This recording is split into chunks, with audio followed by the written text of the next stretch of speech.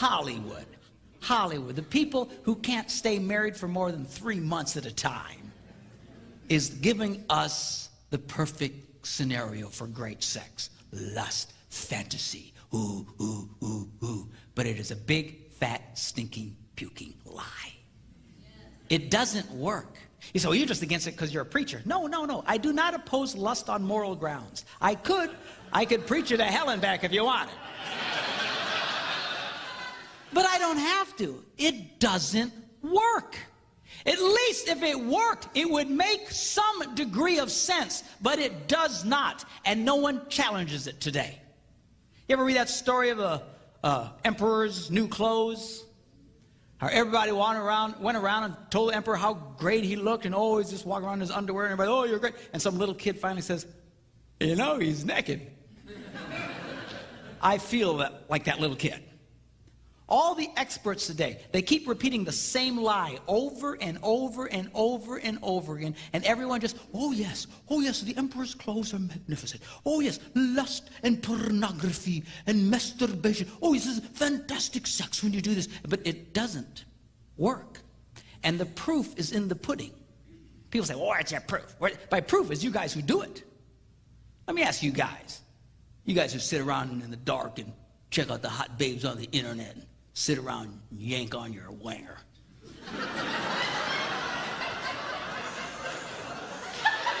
Come on, you wanger yankers, you know who I'm talking to. Let me ask you a question. How's that working for you? Huh? You got great sex? You know you don't. In fact, the more you do it, the more you indulge in it, the worse your sex life becomes. And the prescription the world gives us is, oh yeah, you just need more porn, you need more porn. But it doesn't help. It keeps making it worse. It is destroying people's lives. In Hollywood, they just don't get it. All these experts. I was watching this one show, you've seen the show Family Feud? This one week they had soap opera stars on. And I'll hand it to these people. They look great, but they were as dumb as a box of rocks. And they asked them this one question and said, 100 people surveyed, what can you do to improve your romantic life? And they come up to the first team and say, okay, I need an answer. And they're, oh, yeah, okay. And they come to the first person, and he says, what's your answer? What can you do to improve your romantic life? He goes, have an affair. And all the other rocks in the box go, good answer, good answer, good answer.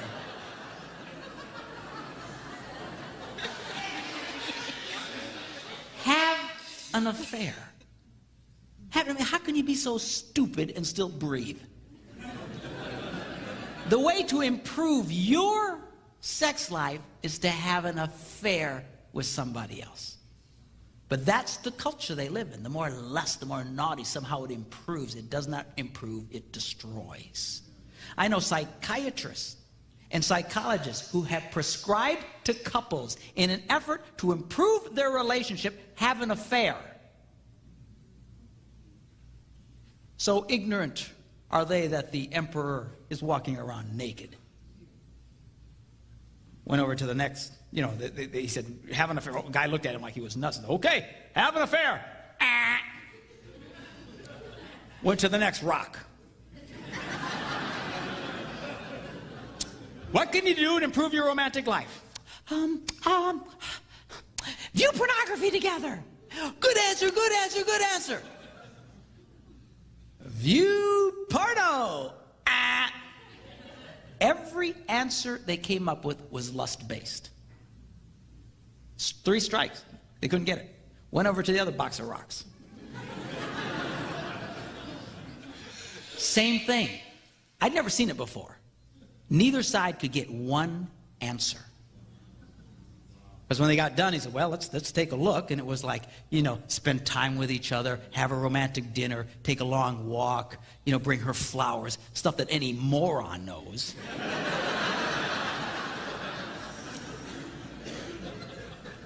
But these people don't get it.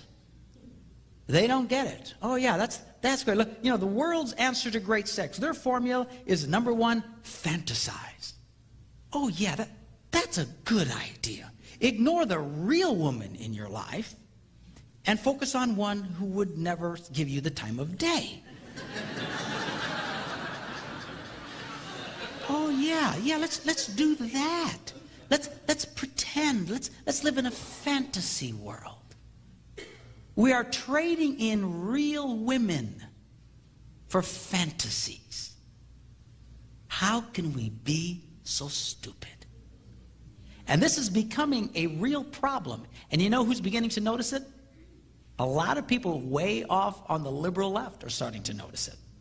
They're starting to write about it. They're starting to realize there is a problem. Men are becoming more and more diminished sexually and are becoming unable to perform because they have so overstimulated themselves with pornography. It is destroying them.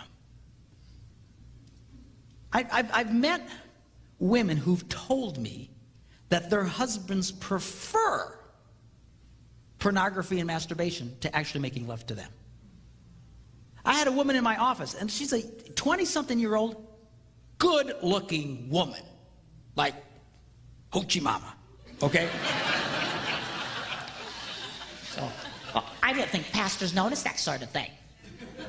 hey, I may be sanctified, but I'm not petrified. All right.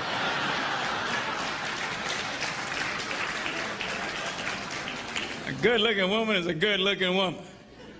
And she tells me sitting there, she says, my husband hasn't touched my vagina in over a year. Not interested. I said, you're kidding me. So what does he want? Well, he just wants me to do these weird things to him. All garbage he's gotten his head through looking at porn. Trading in real women for fantasies. What in the world? So many women I've talked to in the last year who says, my husband admits he would rather masturbate than make love to me. Fantasize and masturbate. Oh, that's their idea of great sex. And what is it with this masturbating thing? And the passion to which these people rise to defend masturbation as some form of great sex. I don't get it.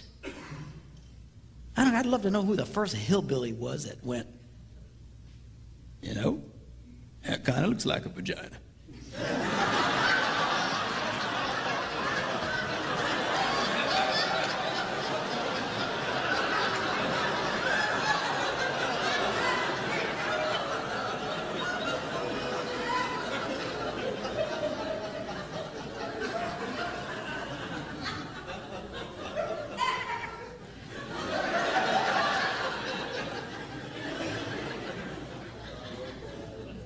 And this is starting to destroy a lot of men's sex lives. Do not fool yourselves. There is no way in the world you can keep doing that over and over and over again and not retrain your body. Everybody knows this. When it comes to anything physical, athletes know this. They train, they do the same repetitive action over and over again in order to train their bodies so their bodies will respond in a certain way. Athletes do this. Whether it's tennis or football or whatever, they train over and over again so that without thinking about it, their body reacts in a certain way. The military knows that you train young men to react in a certain way. They do the same drills over and over and over and over again. Why? Because you train your body so that without thinking, you act in a certain way. How in the name of God, our culture is teaching our young people from the age of 13 to start masturbating 2, 3, 5, some of them 7 times a day, thinking that it will not retrain them. The truth of the matter is there are a lot of men today who are no longer able to function with a woman. And I hear this all the time in these seminars. Guys who come to me, women who come to me, who tell me their husbands cannot perform. There are a lot of men today who cannot perform with a woman. I had a guy call our office. He says, man, I can have sex with my wife for hours. Nothing ever happens. Incapable of achieving an orgasm. But he can do it by himself. Oh, that's great. Oh, that's wonderful. Yeah, let's get all our kids doing that. Let's get them doing that. He went to the doctor to find out what was wrong with him, and he was diagnosed. This is not a joke, seriously. TMS, the doctor said you have TMS. It's called traumatic masturbatory syndrome. He's actually reconditioned his penis to a certain type of stimulation. It won't respond to a real woman. What are we thinking? And you know what really fries my Puerto Rican pancakes?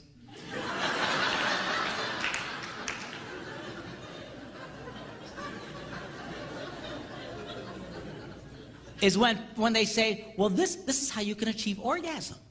You masturbate until you achieve orgasm. And they tie the words masturbation and orgasm together. They are crazy. You cannot achieve an orgasm through masturbation. You can ejaculate, you can have something physically happen to you, but it is not an orgasm. An orgasm is when you're making love to a woman and you reach your peak and endorphins are released into your bloodstream and every cell in your body stands up and grabs the hand of the cell next to it and goes, hallelujah!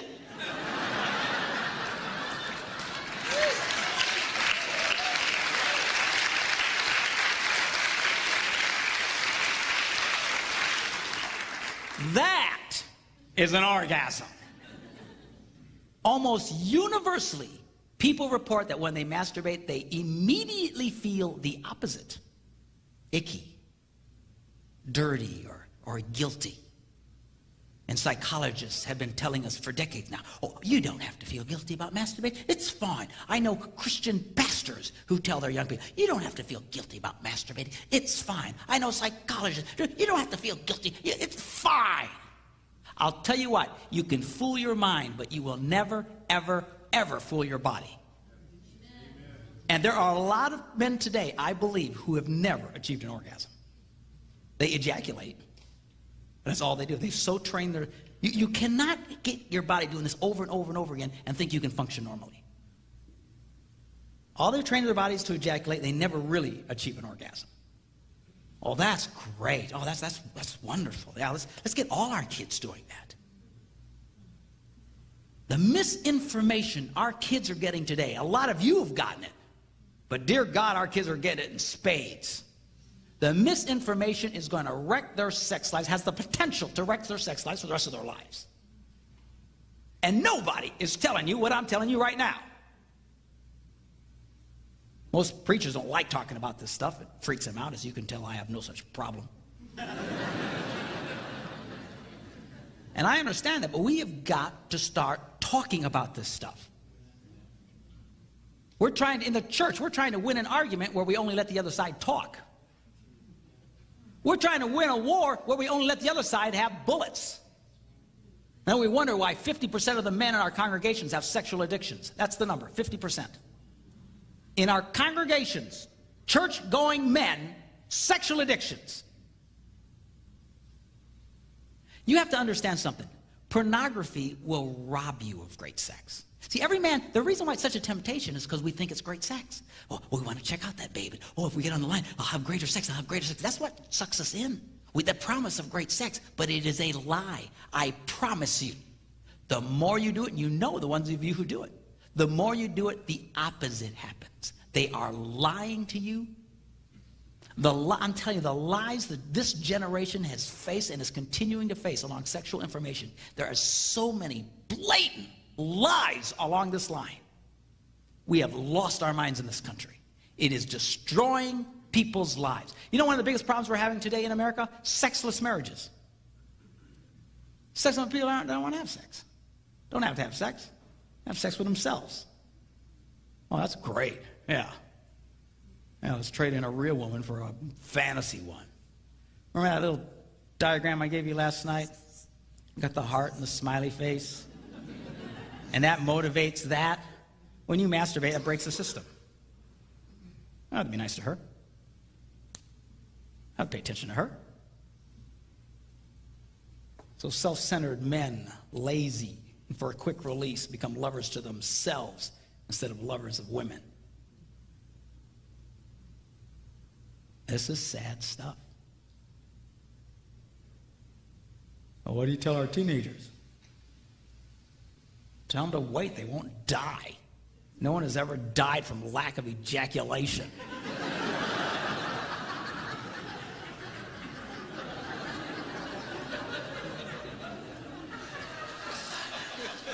And there's a lot of misinformation about that. People talk about this condition called blue ball. And not to try to gross you out, but that's, well, I have women, well, what about my son? Won't they get blue ball if they don't mess? No, they won't. That's one of the biggest urban myths that there are. It's the most ridiculous bunch of nonsense. There is a condition like that, but it has nothing to do with ejaculation. Nothing. It has to do with being overstimulated for a long period of time. And the answer is just quit being so stimulated and go back to normal. It is not a chronic condition you're going to walk around tortured for the rest of your life if you don't masturbate. There's never been a morgue anywhere in the world where on the toad said, cause of death, failure to ejaculate.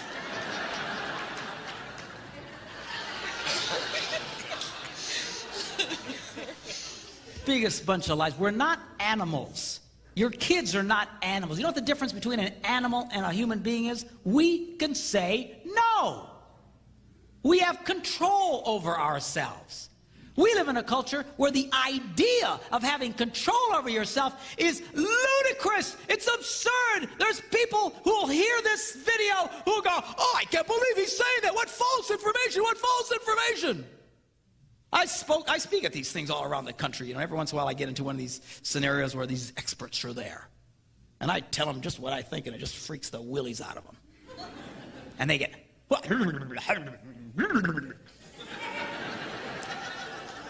where's your proof? We've got to have proof. Where's your proof? I'll give you my proof. You know, and it's so ignorant. Like, we need to prove this? We need to prove this? Some things are so obvious. It's like trying to prove, well, where's your proof that oxygen is good for your lungs? So I attempt to prove it to them. Let's start with our scientific explanation, shall we?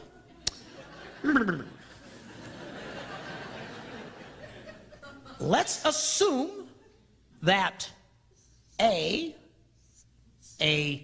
turned-on woman plus B, a turned-on man,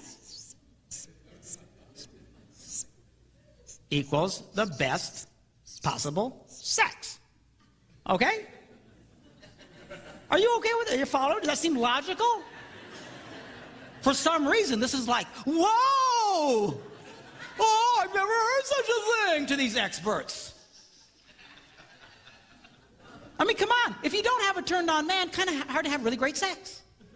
If you don't have a turned-on woman, kind of hard to have really great sex. So we can at least agree you need a turned-on woman and a turned-on man to have great sex. Yes, we're there, okay? All right, now let me take a little survey here. About pornography. Ladies, if you, and you have to remember, these experts, these therapists, these nitwits I call, actually use this stuff in therapeutic ways. It's prescriptive. Pornography is prescriptive. This will improve your sex lives. So let me ask you, ladies, if you knew your husband had just been watching pornography and wanted to use you to satisfy himself while thinking about that other woman, how many of you that would make you feel very sexual and turned on? Let me see your hands.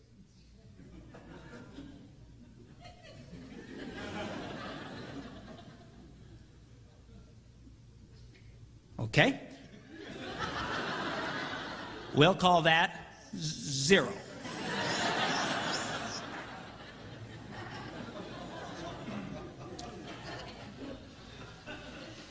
I presented this to some people. Said, "Well, you can't do that. You're not going to ask women if they're turned on. They'll never raise their hand. That will never work. This is improper." Okay. Let me change the question. If you knew your husband only thought about you and treated you like the only woman in the world without thinking about any other women, how many that would make you feel sexual or turned on? Let me see your hand. Oh, so women will raise their hands.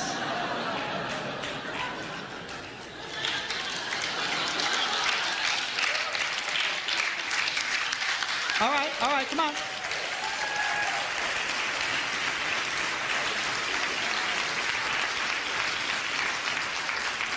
right, let's see your hands again. I got to get a count.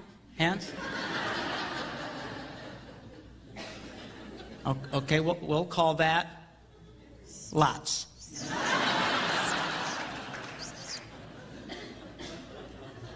Now, for our formula, for these experts who need, all right, I have checked with some of the greatest mathematical minds in the country, some graduates of MIT, and have determined, after repeated and at length discussions, that lots is greater than 0.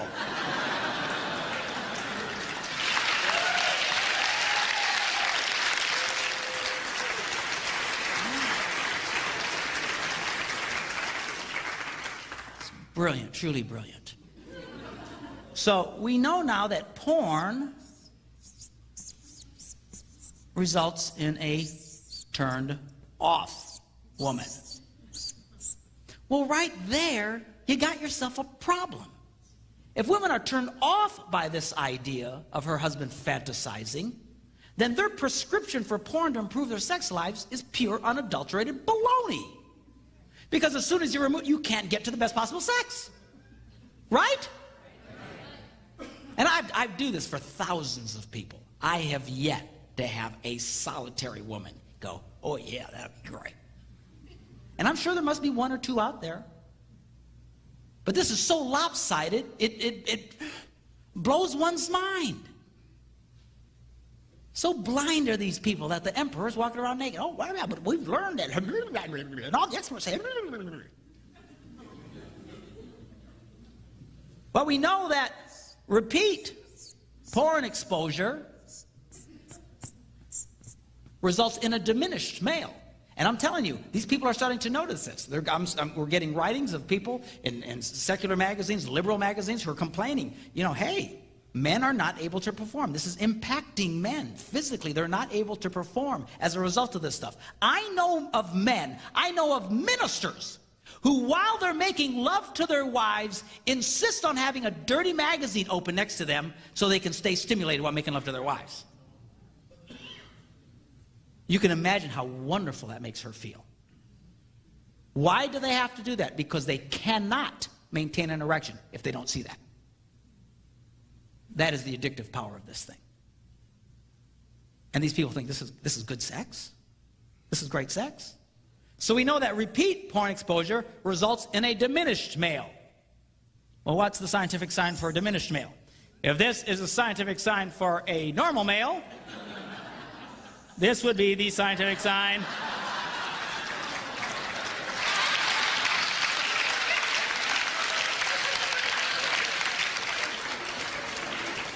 for a diminished male.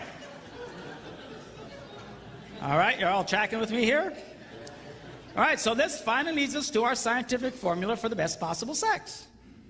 If A, a turned-on woman, plus B, a turned-on man, equals the best possible sex, and we know that porn results in a unturned-on woman, with repeated porn exposure resulting in a diminished man, then A plus B minus porn logically results in the best possible sex.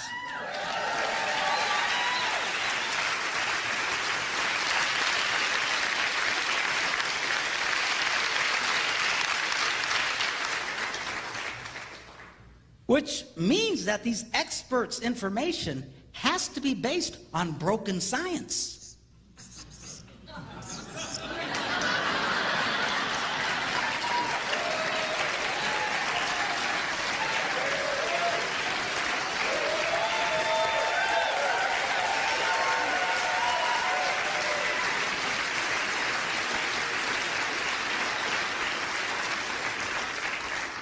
You can imagine these people get really mad at me. And I don't care. I love it. I love it. These people look at me like I just dropped in from Mars.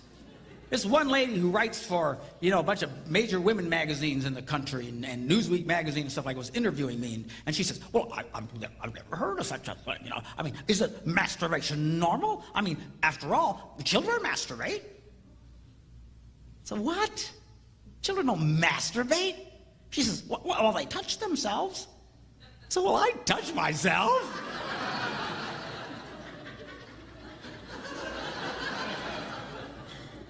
and besides, is this our standard, children? I said, my grandkids will eat their own poop if I let them.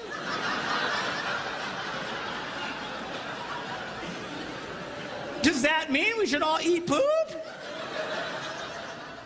These people do not think, I'm telling you, they're the most intellectually dishonest people in the world when it comes to this issue. You know why? Because they're all addicted to this nonsense. And I need more porn, I need more porn, I need more fantasies. And because of this imprinting that I talked about you at the beginning, these men have so imprinted, they've got to constantly react and relive pornographic or naughty scenarios in their minds so they can enjoy sex. And if you've been there, I'm telling you, you need to break yourself of that. You need to refocus. You need to take out the camera and start taking some new pictures. You make love to that girl, forget about that other stuff. Quit trying to relive garbage in your head. It won't give you great sex. It will rob you. I promise you, the key to great sex is focusing on just one woman. You see, lust is like eating snack food all day long. It'll ruin your appetite for the real thing. Your mama was right. Snacking will ruin your appetite. You out there checking out that babe, checking out that babe, checking out the magazine, checking out porn. It's going to wreck your appetite for the real thing. You just try it. Try it for 30 days. Anybody can do anything for 30 days.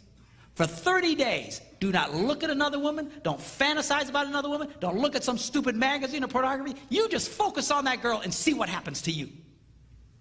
She will just come alive to you. And you to her, she can sense when she's the only girl in the world to you. It will rock. You'll have the best sex of your life, I promise you, or your money back.